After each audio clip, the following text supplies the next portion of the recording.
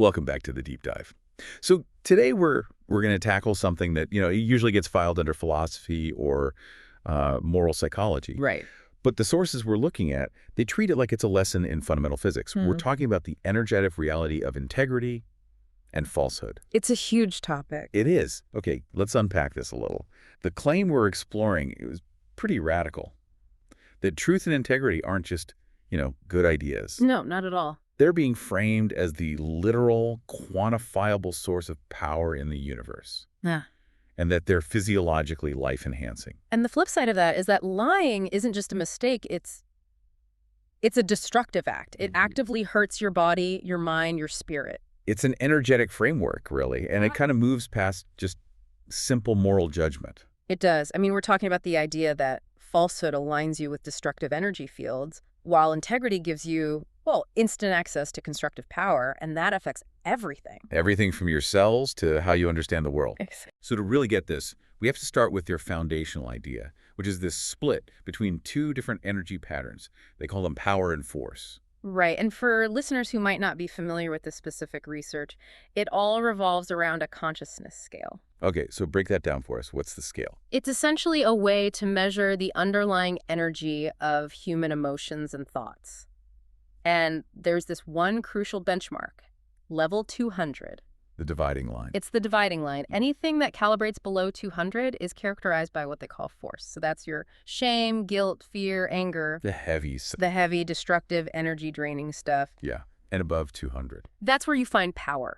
Everything at or above 200 is constructive. It's harmonious. It actually generates energy. So that's willingness, reason, love, peace. And the gatekeepers to getting to that power is a commitment to truth. That's the fundamental prerequisite. Yes, I love their definition of force. They say it's the universal substitute for truth.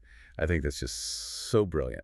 It really is. Because if you're operating from force, you always need so much effort. You have to justify yourself. You need this complex rhetoric to prop up your position. Whereas true power, because it comes from integrity, it needs zero justification. That just is. It stands on its own. And you can see that everywhere. I mean, think about bureaucracy. No, absolutely. Endless meetings, 10 different sign-offs, a whole department just to audit a $5 expense. That's force in action. It's a mechanism built to compensate for a fundamental lack of power, which in that case is trust. So it needs this constant effort and justification just to keep going. So all that inefficiency we complain about is literally energy draining out of the system because it's operating from a low calibration. Precisely. And the way to escape that drain, that force, is level 200, which is defined as the courage to face truth. That's the stepping stone. It's the prerequisite for everything higher. Without crossing that threshold, you genuinely can't access higher knowledge or reliable understanding because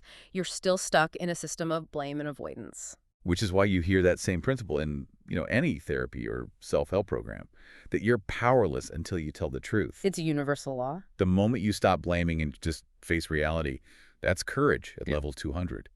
That's what allows that constructive power to start flowing in. It's the displacement of the false by the true. The sources call that the very essence of healing. Okay, this is where it gets really fascinating for me.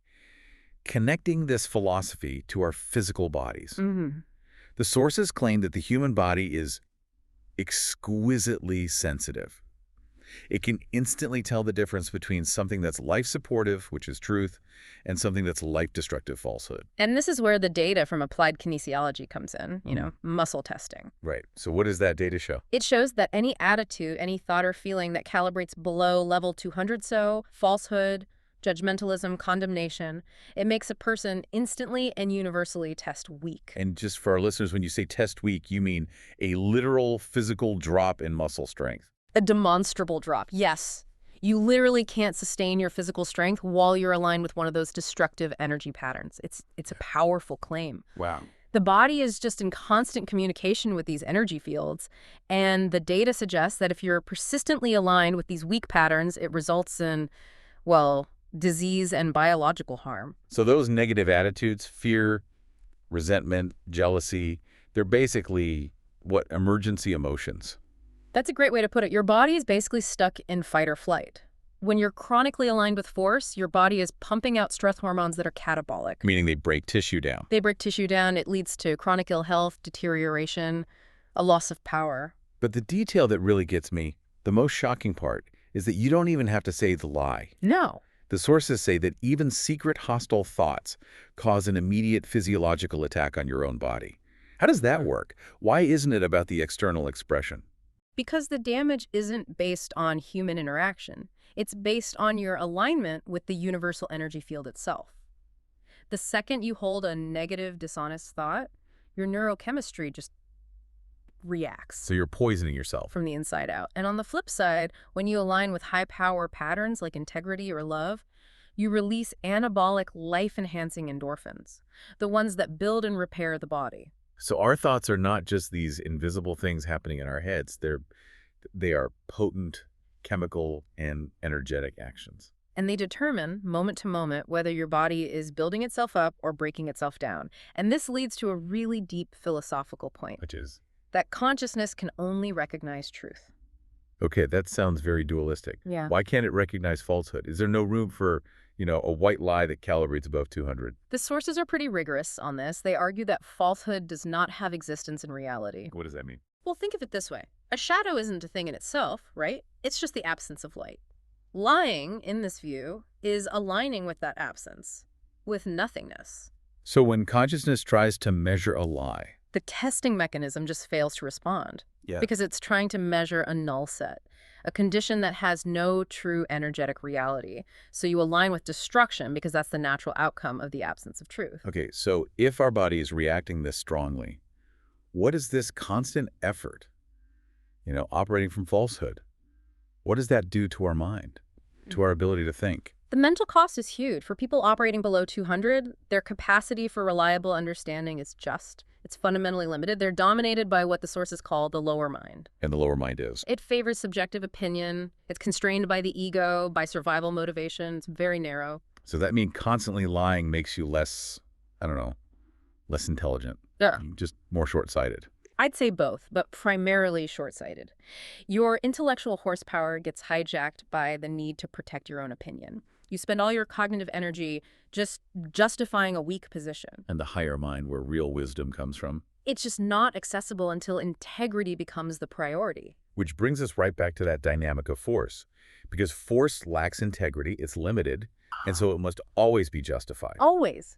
Think about all the arguments, the political spin, the propaganda. They're all these massive, costly exercises in justification. Because the core position isn't based on a self-evident truth. Exactly. True power stands alone. It doesn't need any rhetoric.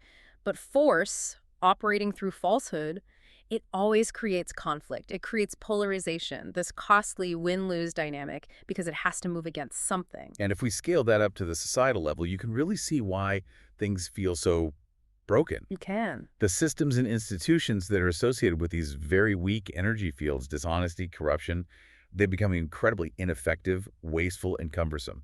Precisely. The sources point to this undermining politics, parts of the judicial system. I mean, when the basic operating principle of an institution is low calibrating, it's fueled by self-interest and deceit, the output is just going to be systemic failure and exponential waste. So a lot of the struggle we see in society is just. Yeah. It's a direct result of our collective inability to tell the true from the false. I think that's the core of it, yes. So our personal choices then, they're not just personal. They're contributing to this global energy field. Let's talk about that a bit. This idea of a spiritual mosaic or collective buoyancy. Well, the spiritual consequence of choosing falsehood is, first, a diminishment of your own personal power. You're choosing to align with the destructive energy field, and in doing so, you isolate yourself from the unconditional power found in integrity. It's a self-imposed disconnect. It is, but the flip side of that is really inspiring, the collective impact. The sources argue that because everything is interconnected, every single improvement an individual makes, every step towards rigorous truth, it improves the world for everyone. It increases the collective buoyancy of mankind. It's an energetic law. It is. And the reverse is also true. Every destructive thought, every act rooted in falsehood, it contributes to the collective negativity. It pulls that buoyancy down for all of us. And this leads to the really heavy idea of karmic consequences, the long-term accounting. That's right. The idea is that we eventually have to accept responsibility for every single thought, word, and deed. We will re-experience the suffering we caused. Not from a vengeful God, but just the return of energy. Exactly. It's like every negative thought is a data point you upload to a collective spiritual ledger. and you're guaranteed a future download of that same experience until it's finally rectified. So we literally create our own heaven or hell. We do. And the final outcome of constantly choosing the negative, of aligning with falsehood and destruction, is described as hell, which isn't fire and brimstone. It's a total self-imposed isolation from love, a complete spiritual shutdown. It's the ultimate loss of integrity and power. The constant choice of destructive energy just ensures a permanent disconnect from the life-enhancing energy of reality. So as we wrap up, what does all this mean for us practically? There's a really great analogy the sources use, likening truth and lying to an electrical current. Truth is the perfect clean current that lets a system, your body, your mind, society, function flawlessly. It extends its life and capacity. Right. But lying, that's like plugging into a corrupted, spiking flow of energy. It's constantly damaging the internal components, it's weakening the battery, your spirit, and it eventually guarantees a complete system shutdown. It's a perfect metaphor. And the great insight here is that so much of the struggle we see every day, it just stems from our inability to distinguish the false from the true. So the most powerful thing you can do is commit to rigorous personal integrity. A simple but not easy solution. Not easy at all. So I'd encourage you, just critically observe your daily environment. Pay attention to where justification is being used as a substitute for simple truth. If a position needs massive, complex arguments, endless rhetoric, or propaganda, You're almost certainly looking at force. you are a substitute for genuine, truthful power. And wherever you see that justification, that's where the power leak is happening, both in your life and in the world around you. Start there.